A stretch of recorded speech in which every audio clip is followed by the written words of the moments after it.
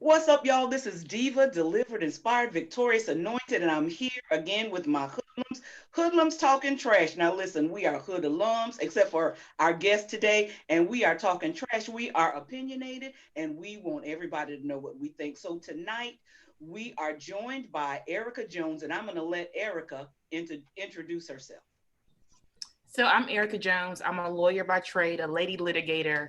I'm a truth seeker, truth speaker, lover of good trouble, and half lover, half fighter, because I will fight for who and what I love. Mm, okay. Love it. And of course, we have Pia, who is also class of 2012, 12. 2012 from Hood Theological Seminary. And hopefully, the rest of the ladies will be joining us shortly. But tonight, we are going to talk about the movie Malcolm and Marie with John David Washington and Zendaya. Now, I had mixed feelings about the movie, but for those of you who have not seen it, I'm going to give you just a little kind of some of the stuff that I pulled up on the internet about the movie. A summary of the movie is a filmmaker on the brink of Hollywood glory and his girlfriend, whose story made his career, find themselves pushed towards a reckoning as a single tumultuous night decides the fate of their relationship. And then I also got some stuff from a Variety review, and the guy's name is Peter DeBrugge. I think I said that right. And here's some of the things that he said about the movie. The point of Malcolm's monologue is that he's a Black filmmaker whose work is routinely judged by white people. And he's bothered that the pundits insist on imposing a racial dimension on everything people of color create. He also said more central to the couple's conversation is how he sees her. Marie recognizes that Malcolm's film was at least partially inspired by her life, and she's upset that he forgot to thank her at the premiere. Okay, so I'll just stop with that part for now. So, my first question, and I want each of us to kind of go through it, is what did you like about the movie? That's what I want to know first. What did you like about the movie, Pia? We'll start with you. I like the fact that it was raw. Hmm. I really feel like this is a depiction of of relationships across the country, throughout the world, in terms of how couples communicate, be it good Hmm. or bad, Hmm. right? Because we are so disillusioned, I believe, in this day and age with social media and relationships being perfect, in a sense, where we're inundated by all of these posts of, you know, me and Bay doing this, or Hmm. on a date night, and all of that. So a lot of times, and got sucked into it too, of seeing this constant beret of love stories and thinking, okay, well, what's wrong with me? Why I can't find love?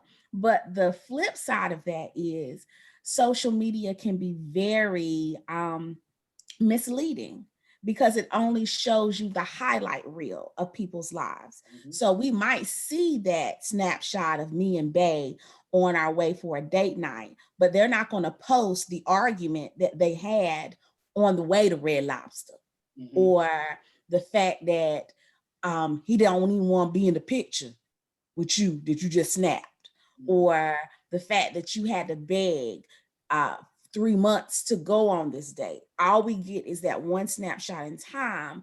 But I think in this movie, Malcolm and Marie, we see the quote unquote successful couple, but we now get to go behind the lens to see that everything that glitters is not gold, and that relationships are very complex. They are not beautiful love all the time. They do have their gritty moments. So that I did enjoy. Okay. What about you, Erica? What did you like about it? So my likes are more technical in nature. I thought that the performances were very, very good. When Hmm. you consider some movie that's almost 2 hours, you only have two characters. You're in pretty much one house. They're in the same outfits most of the movie, but I still thought that they really, really they played their roles. Like I didn't know that Zendaya had such range. So she was formerly a child star, and so it was like, oh, baby girl got range. The same thing with John David Washington. I mean, that's Denzel's son. And I forgot that at some point during the movie because he really, really played that role. And so I thought the performances were great. I thought the music was great. And also, to Pia's point, I think it is good that they showed the raw parts of the relationships you don't see on social media because people only put the good stuff up. They don't put up, like she said, the argument right before the picture. And so I thought that part was good that people saw, even though successful couples you think have it all, they have their troubles too. It's not just people, regular people, the people who are superstars, they have drama as well. Now, what I liked about the movie was it reminded me of the movie Who's Afraid of Virginia Woolf, the way it was shot, and the intensity of the conversation. I really liked those technical aspects of the movie. I also liked that it showed the toxicity of the behind the scenes toxicity of the relationship.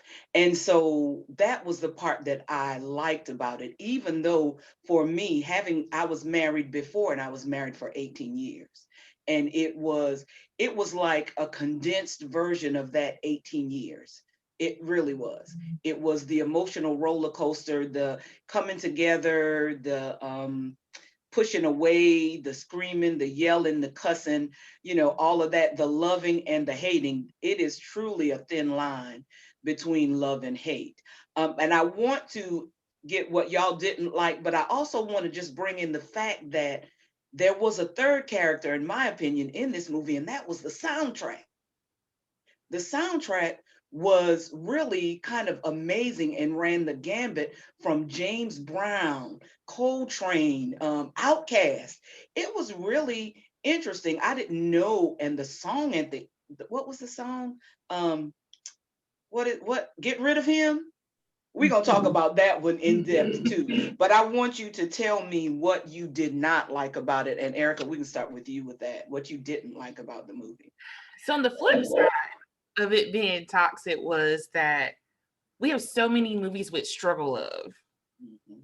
And so it's like, can I see a movie with two Black people, particularly Black people? I mean, it's never okay, but with us, where you have two people who are in a healthy relationship and it's not struggling, and I don't think we should be normalizing that. Mm-hmm.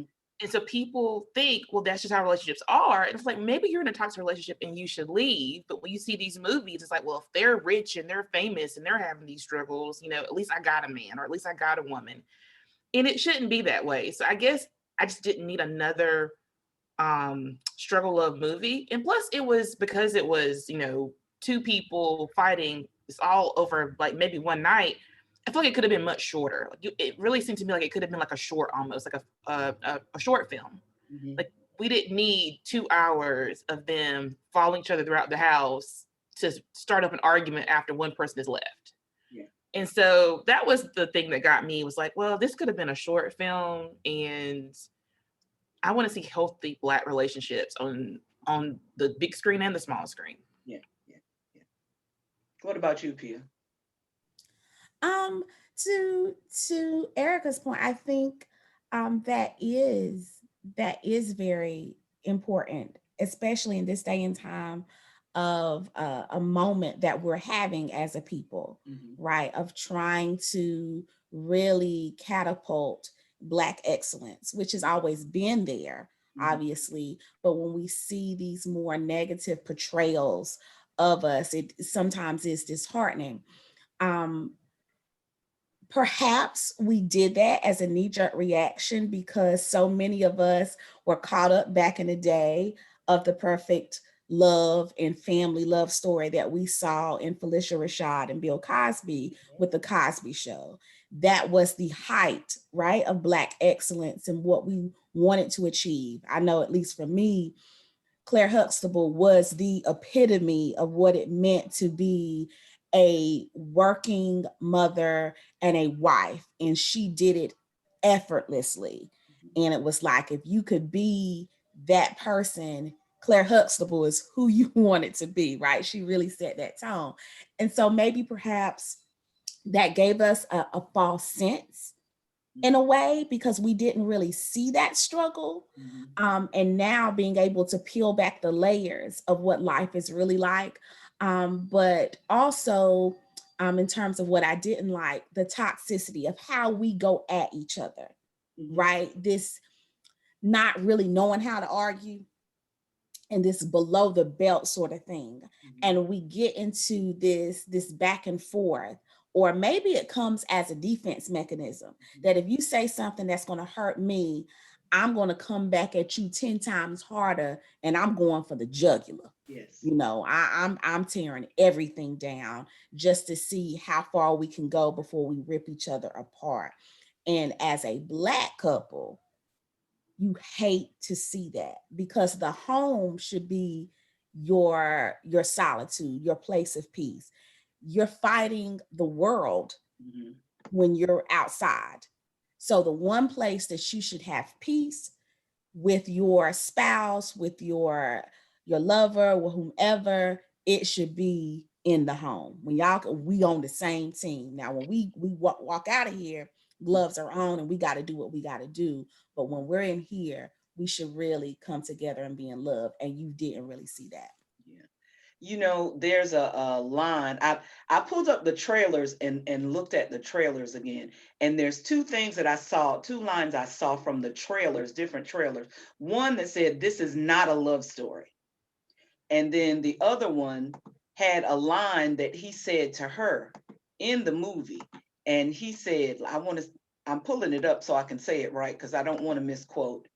"Everything you've been through is what makes you you." Now, as a person who studies human behavior, as a person with a degree in psychology, a minister, all this kind of stuff, but also as a person who has lived through trauma, what I could see in that movie was that their trauma fell in love with each other.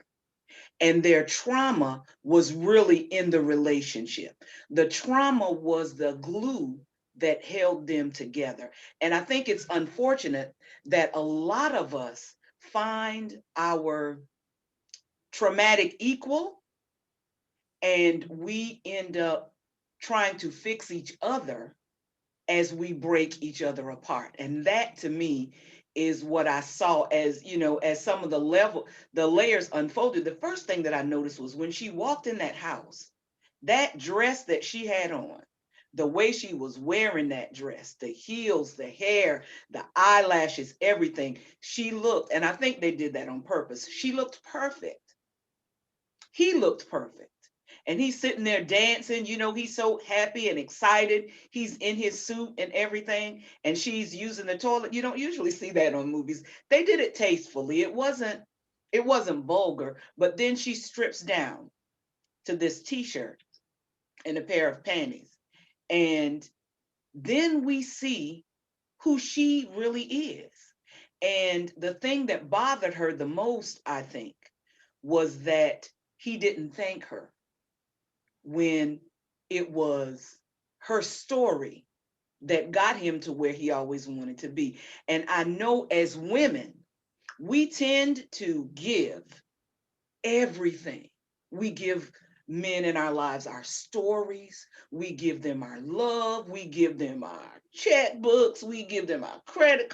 We give and we give and we give, because we have been indoctrinated, especially Black women. We have been indoctrinated to be the person who lifts them up, who makes them feel like a man. And I hate that saying, because a man don't need to be made to feel like a man. A man is just a man because he's a man. So y'all tell me what y'all think about all that. I know I just said a lot of stuff, but how do y'all feel about that? Well, I agree. I definitely think it was a trauma bond, and you mentioned glue, so I guess trauma was the gorilla glue that kept them together. But my issue was when they were going at each other, to Pia's point about knowing how to fight, is their criticism didn't come from a place of love. It didn't seem like they were criticizing each other to make their partner a better partner or a better person. It was literally just to tear them down and to one up each other. Like he even mentioned, I think in the bathroom, how he was saying things that he knew would destroy her. And it's like, oh, I got more. You know, he wanted to tear her apart. And you should never say things to belittle your partner and make them worse. You should try to make them, it should come from a place of love. And that's not where their fights came from. And that's what was most disheartening to me about watching them go at it throughout the movie. Yeah. Yeah. Absolutely. Wow. This glue, right? That we constantly want to hold on to. And to another point that you were making about um, her issue of him not thanking her, I think as women, we want to be seen at the end of the day. And this thanking is more than just a verbal thank you. Mm-hmm. It is a do you see me? Mm-hmm. Mm-hmm. Right? We want, when we walk into a room, it's not just look at me, do you see me? But honestly, do you see me and everything that comes with me? Do you see the love that I bring? Do you see the broken places Mm-hmm. that are there? Do you see all of me? And when you are finally in a connection with someone who truly sees you Mm-hmm. for who you are and the totality of who you are, that's a beautiful place in which we all seek. Mm-hmm. And sometimes we go through these relationships that we are all, either we're not seen at all, Mm-hmm. or we're only partially seen. And I think in this particular case, she was partially seen because he saw her in terms of what he brought her out of, Mm-hmm. how that became an art form and inspiration to get him to where he is, Mm-hmm. but he lost her Mm-hmm. in the process, if that makes sense. It A bit- does. And I think that they lost themselves and each other. You know, I used to work with people who were addicted, and addiction has this really terrible side effect on the people that are in love or love someone who's addicted. And she mentioned, or he mentioned how he cheated on her, she cheated on him, and different things like that. But in her brokenness, you know, she gave all of that to him. She gave her brokenness to him, and he used it to make this movie. So he stayed, but then she read his mail too.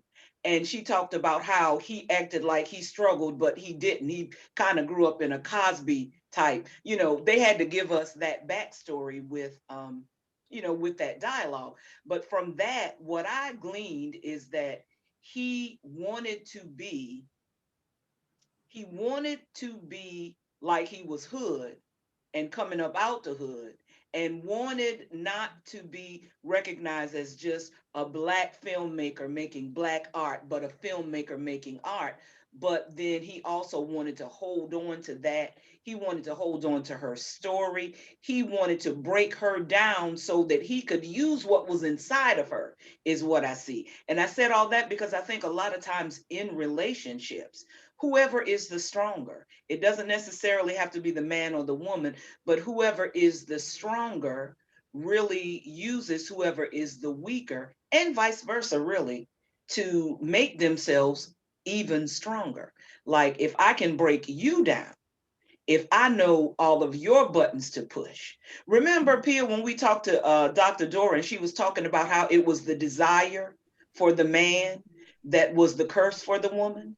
Right. And I think that's what we see in the two of them. She had a desire to be normal. He had a desire to be more than what he was. And so they used each other, I think. And so tell me what y'all think about that. I think they both wanted the same thing. They wanted validation. Mm-hmm. And so she was seeking validation through a thank you. Like, I've sacrificed for you to be here. Like, I put my career on the back burner to support you in your journey. And you can't even say thank you when you're thanking all these other people. Like, you thanked a million people, but you didn't thank me. And I'm the one that's been there, who's inspired you in your work. And, you know, you could tell from his reading of the reviews, he's seeking validation from his peers and people who are the critics. So they wanted the same thing, but they didn't know how to help and give it to each other. Yeah, yeah. Or get it from each other, I think. Right. Even that. What do you think about that, Pia?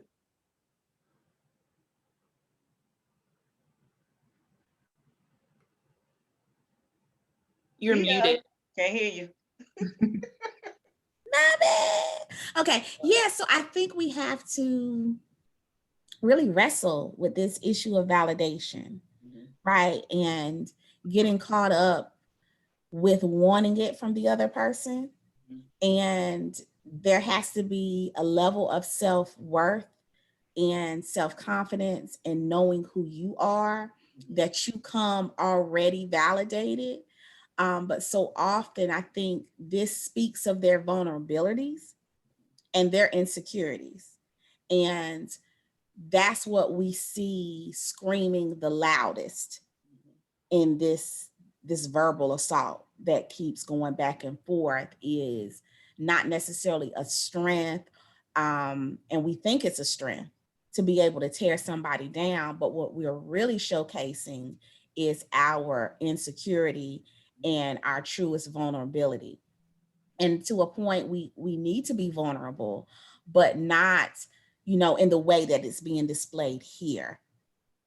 We need to understand our self-worth, and there's a sense that, like you were saying before, them having lost themselves in the process of this relationship. And that so often happens in relationships, that we get so caught up into maybe the other person that we lose ourselves, or maybe we just get caught up in maybe in a career and lose focus of the relationship and the love that we share.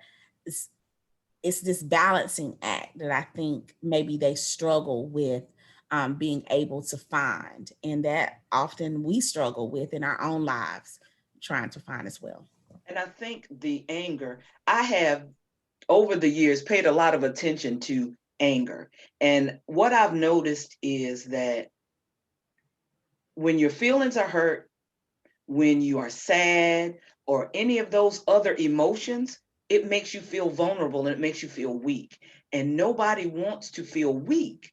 So, what do we go to? We go to anger, because anger makes us feel strong. And I think that each of them displayed that. But like you said, Pia, underneath all of that anger was truly just insecurity. And like you said, Erika, a need for validation. And so I think that, in my opinion, they were both toxic in this relationship. And at the end of the movie, when he wakes up and he looks for her and she's outside, and it just ends with them standing there. And I'm like, I guess I needed some resolution. I needed, because of my own history, I needed for her to leave. I needed for her to show that she had grown from her experiences without him, her experiences outside of him, and that she loved herself enough to want to, just start over. And I guess that, that's what a good film does, I guess. It makes us look at our own situations and kind of superimpose ourselves onto the characters that we most identify with. Did y'all feel like there was any character that you identified with more than the other?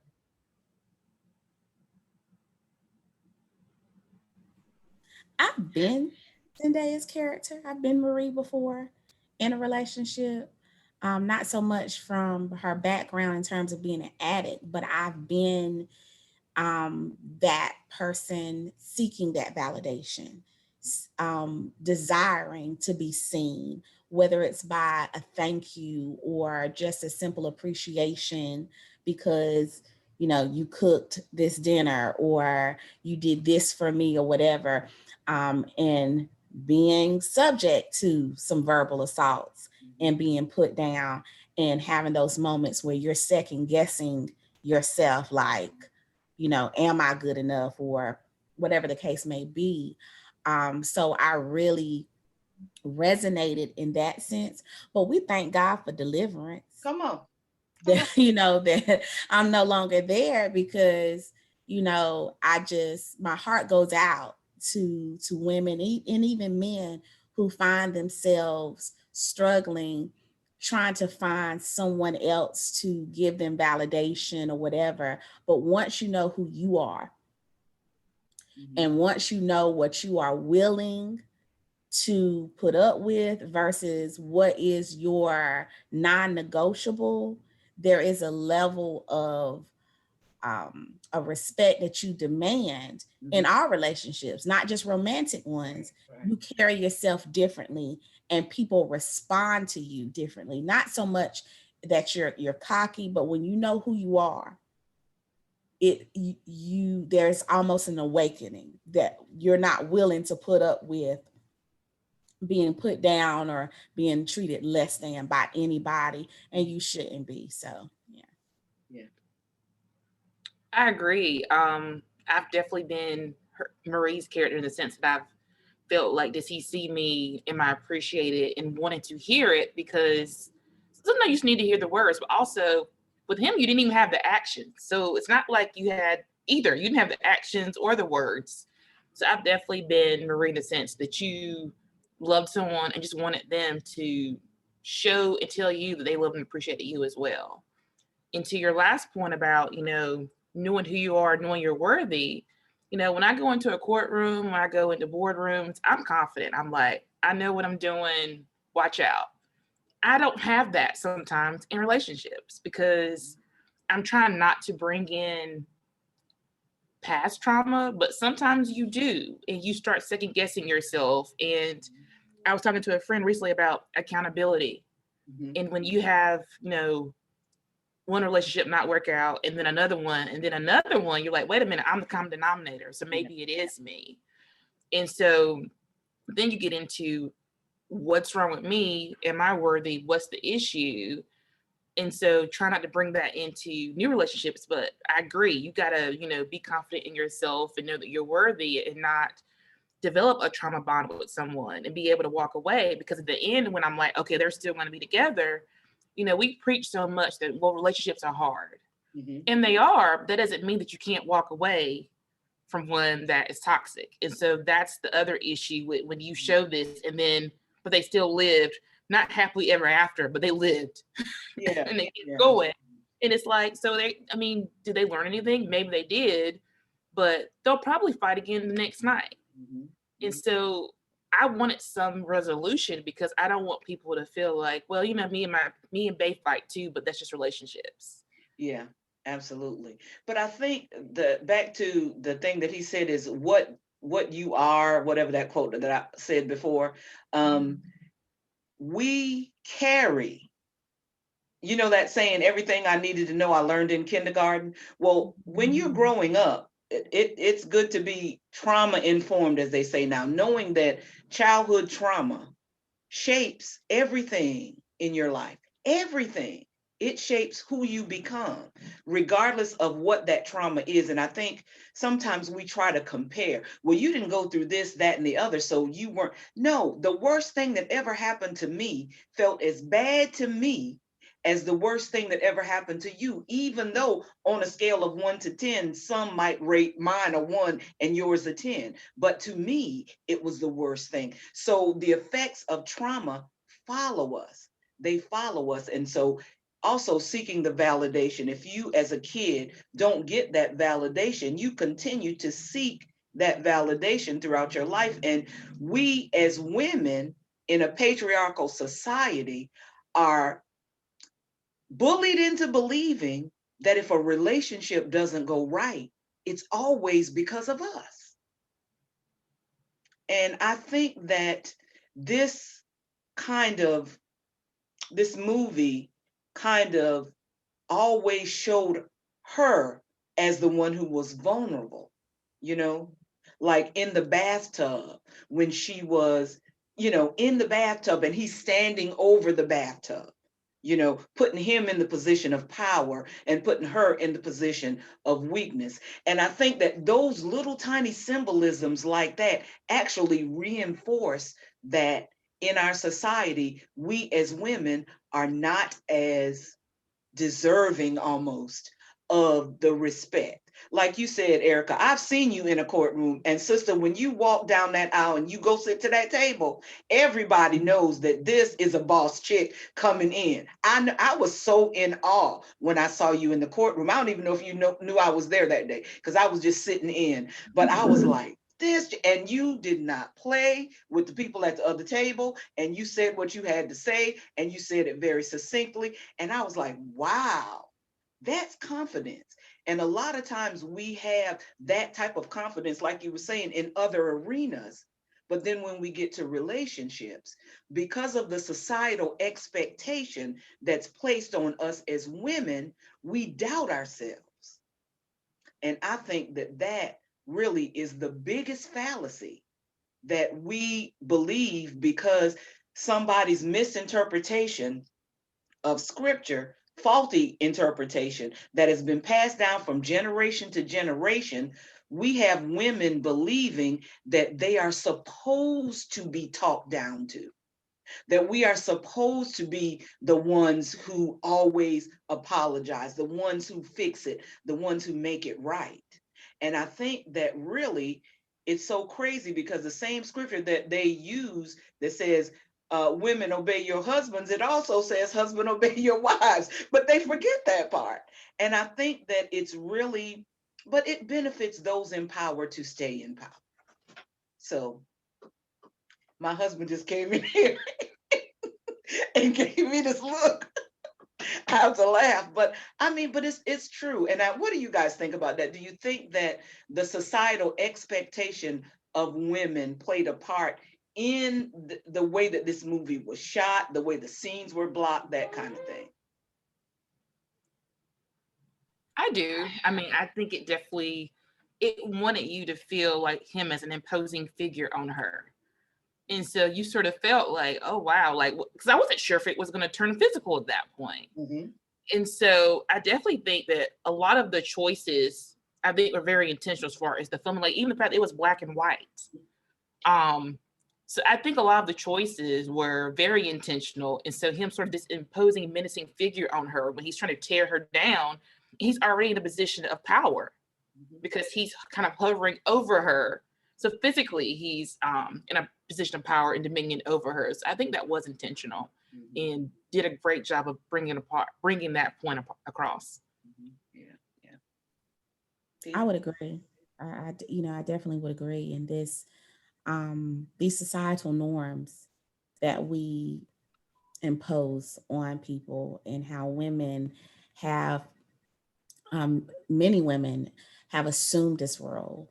And unfortunately, what that does to a woman who has become enlightened, right, and walks in who she is, and what it says about a woman like an attorney, such as you, Erica, who walks into the courtroom with confidence. You know who you are. You know, you have expertise in your field.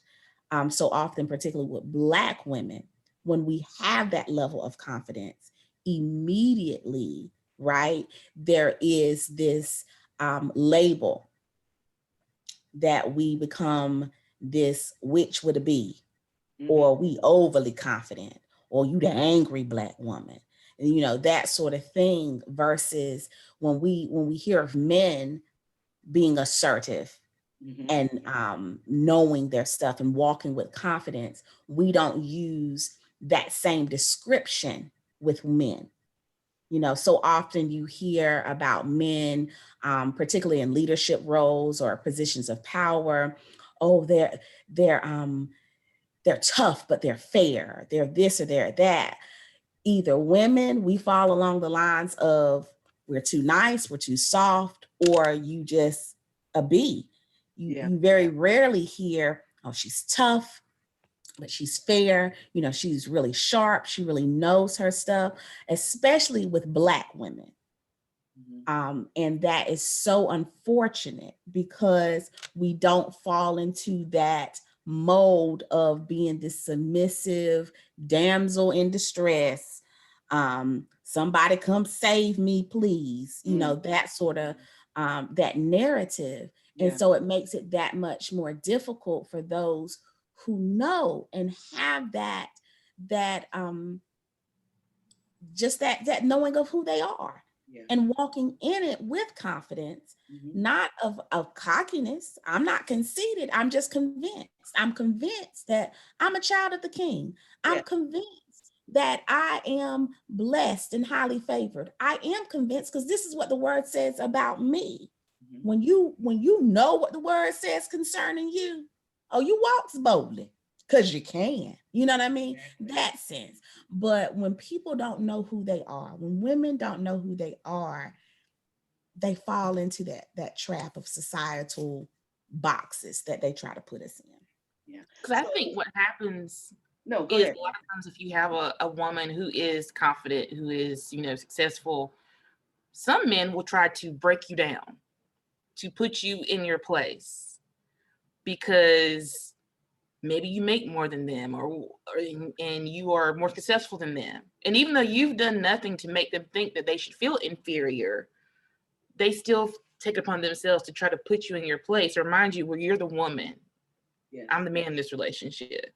And so you really do have to know who you are and be able to walk away from those situations, because if you just want to have a man for the sake of having a man, you'll end up with one that will try to make your voice smaller.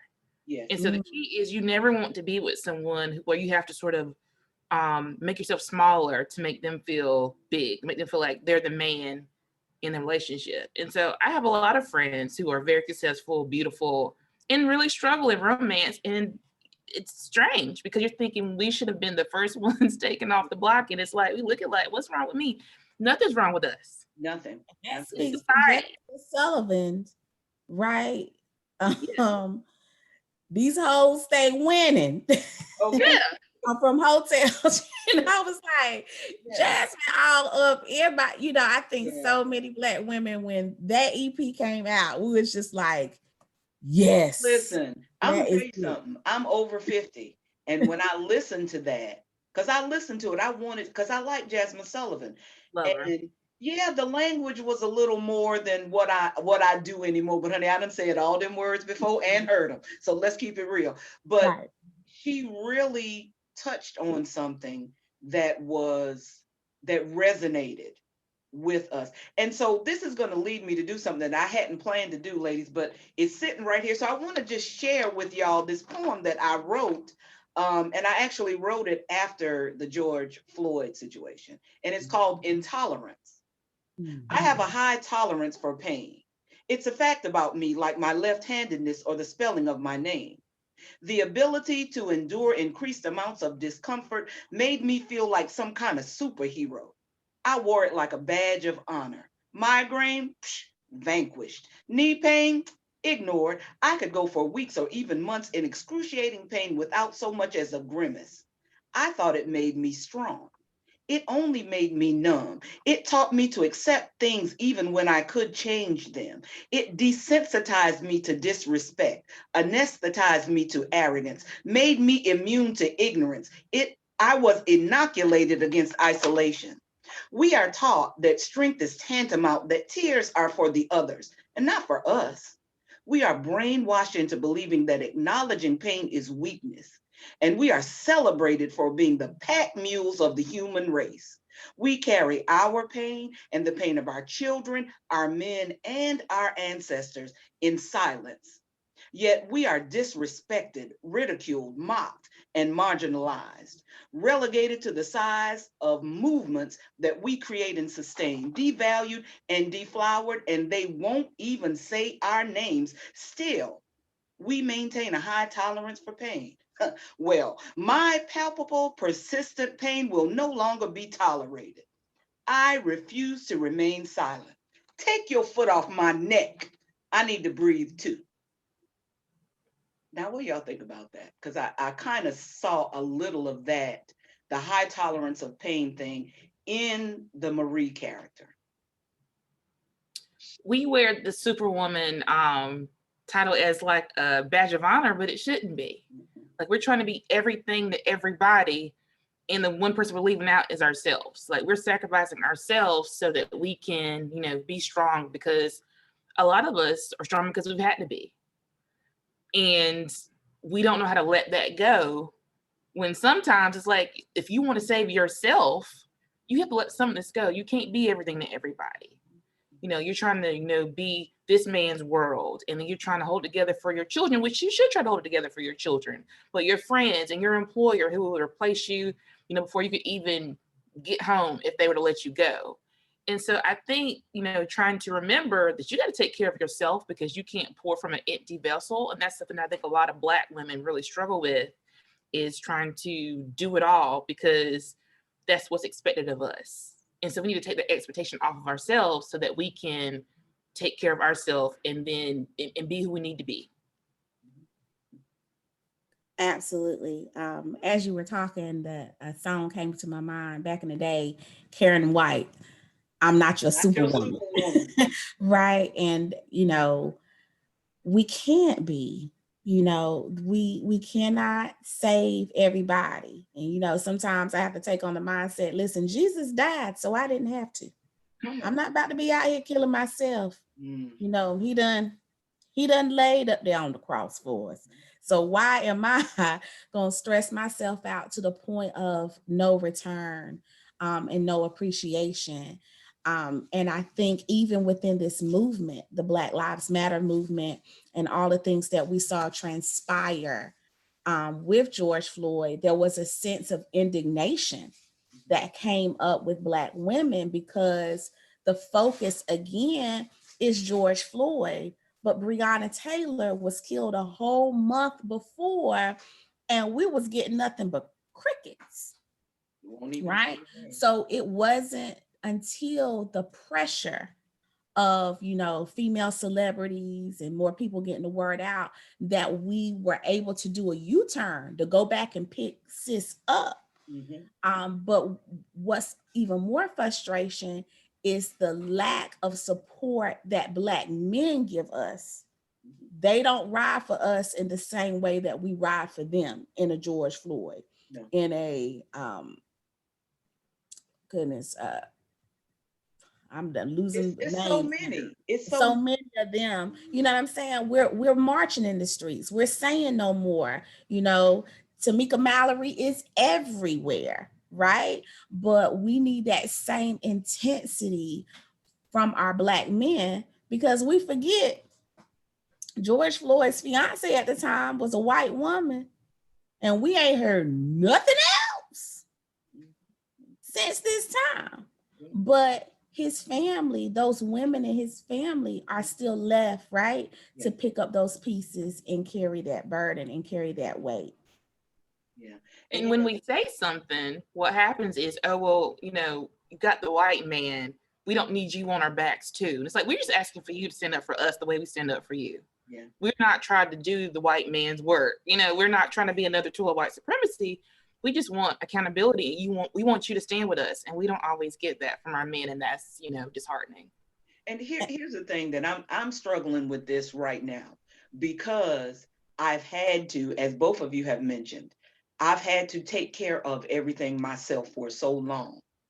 I have had to, be the one to take care of my car, take care of my dishes, take care of my laundry, take care of my bills. And now I find it hard to relinquish some of that, because it has become so much a part of what I thought made me, something special, because I don't need nobody. I can do all this on my own. But that's just not true. I think that we're supposed to, and I don't think it's gender specific, but we're supposed to be teams. We're supposed to be in a team. And what we saw in this movie was, I guess, even though they butted heads, they still knew that they were a team. And I think that once you find your teammate, whether it's the right teammate or not, once you find your teammate, it becomes difficult then to disengage when things don't turn out to be, when that person is not giving you the thing that you're giving them. Like we're taught as women that we are the nurturers, we are the givers, we are the caretakers, we are the lovers, we are the pamperers, we are the fixers. And so we fix and fix and fix and fix and fix and fix. And then when we are broken, we don't even sometimes know how to get to the hospital because we've been so busy taking care. And that's what I see with the Marie character. She was addicted. I always make up backstories because that's just what I do. I write, so I make up stories. And in my mind, she didn't have the home life that made it conducive for her not to seek out things like drugs to numb the pain and that sort of thing. So she ended up in a different space, you know. But so where was that for her? If that was the case, where was her safety net? Everybody needs a safety net, even if it's your family of origin. You need a place where you can go and just like, I don't know, lick your wounds.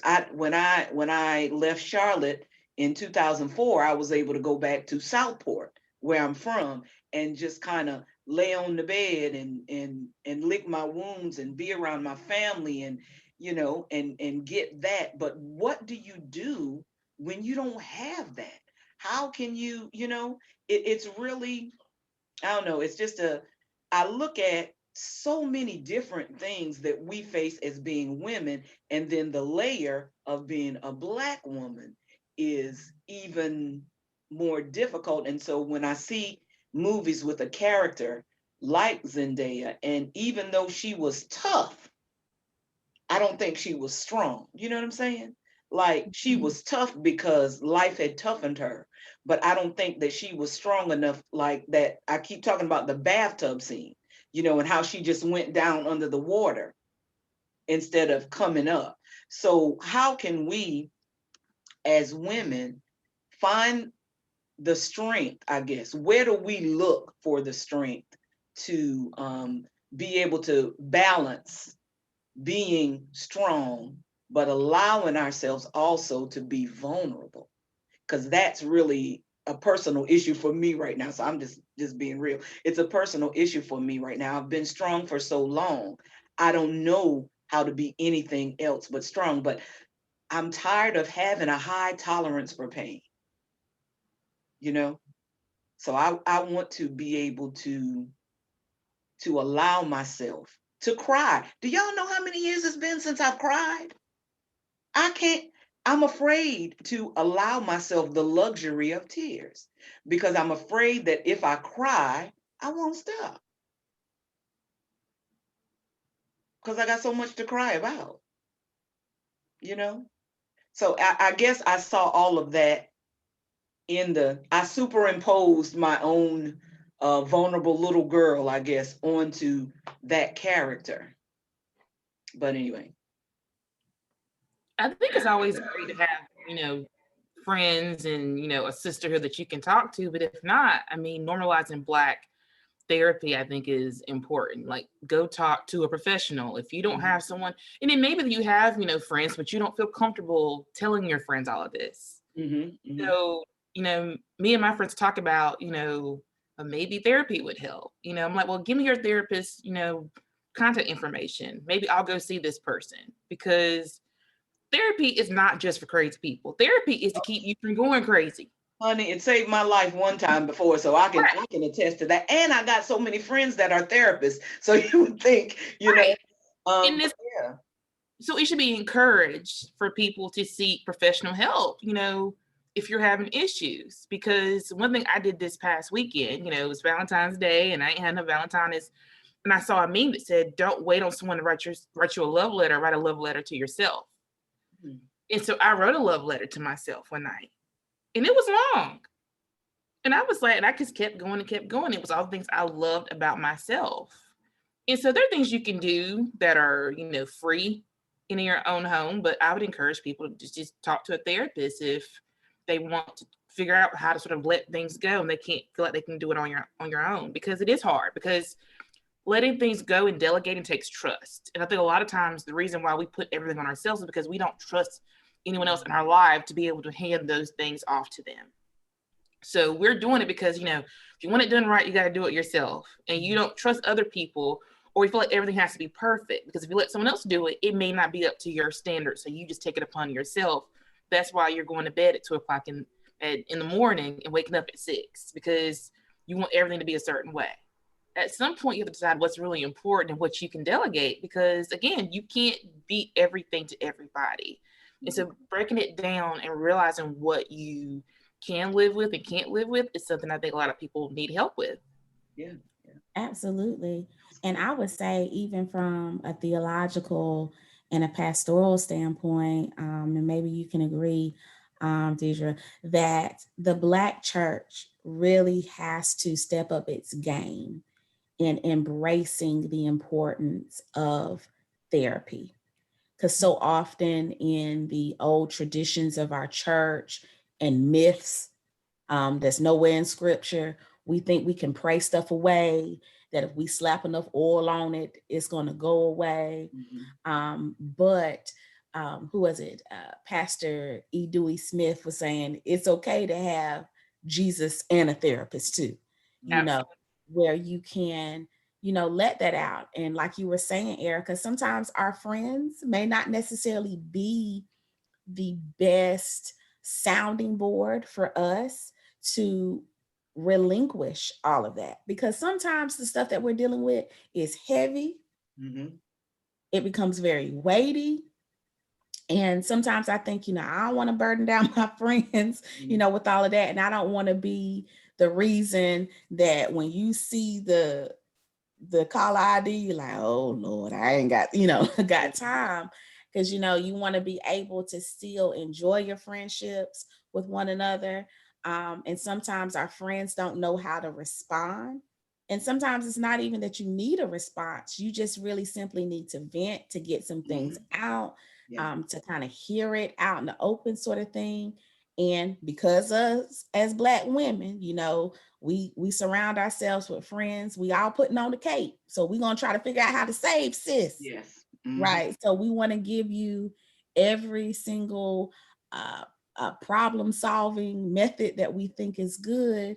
And it may not necessarily be the best, but when you can go to a professional to kind of help you unpack a lot of these things. And therapy isn't necessarily about, hey, here's my problem, give me a solution, but rather them kind of helping you walk through your issues. And, you ask them a question, they respond back to you with a question. So how is that working for you? What things can we do to kind of make that better? It's important. But the Black church a lot of times have stifled mental health issues and therapy. And I remember pastoring at a church and hosting a missionary mass meeting, and a preacher came and gave the meditation, and I wanted to cringe. I had to stop myself because I really wanted to snatch her, because she made the statement, if you a Christian, you ain't got no business being depressed. You ain't got no business being out here. And I'm just like, no, like that is so erroneous. Like, why would you say that?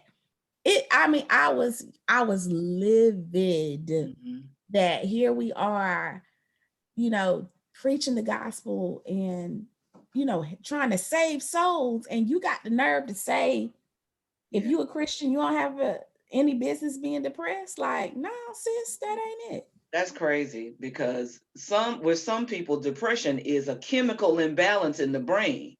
Just like you take medicine for your diabetes, don't you? So if Thank the you. serotonin is not flowing in your brain right, you might need something to help you regulate that. But ladies, listen, I try to respect your time, and so we're almost done. But I wanted to read the lyrics from that song, "Get Rid of Him." We're your friends, and we got some good advice. Before you let him break your heart, you better think twice. He's the one who'll tease your crying. He's only out to break your heart. Him with his cheating and his lying, he's going to rip your dreams apart. And she says, but I love him. Now, I don't know about y'all, but I have been there. I have been that, but I love him. but I love him. But he's so cute. He's so fine. He got a good job, but I love him. But I love him. And I just wanted to read that. Yeah, what do y'all think about those lyrics before we before we end it for the night? I mean, like you said, we've all been there. We've had friends who've told us, he ain't no good, you can do better. And that's again the reason why sometimes you don't want to go to your friends, because they're going to tell you something that you know you should not be doing or you should do, and you don't want to do it. So that's not the correct sounding board, as Pia talked about. So we've been there, and then we end up heartbroken and go to our friends, and they take us in and say, they want to say, I told you so, and they don't. So we've been there, most of Yeah, us. yeah. Somebody is in the waiting room. I don't know who it is. I don't want to let them in if it's not the right person, but I think it's Sandra Carter. So I'm gonna see if it's her. But yeah, listen, ladies, this has really it. Hey, Tanya, how are you? Oh wait. Let me see. Hold on, Tanya, I got you. I can hear you now. Okay. Yeah, you forgot about us because we're almost done. But it has been amazing today, ladies. Just having you, Erika. Thank you so much for joining us. That's all right, Tanya. You're here. I love you, and we will make sure that I'm going to send the link out. Erika, what I do is I send the. Let me close out, and then we'll talk a little bit more. Okay, so tonight we talked about the movie Malcolm and Marie. It stars John David Washington, Denzel's son, and Zendaya, the Disney princess. It's a very good movie. It's a very interesting movie. So go see it, okay? And this is Hoodlums Talking Trash. We'll be back in 2 weeks. Deuces. Y'all say bye. Bye.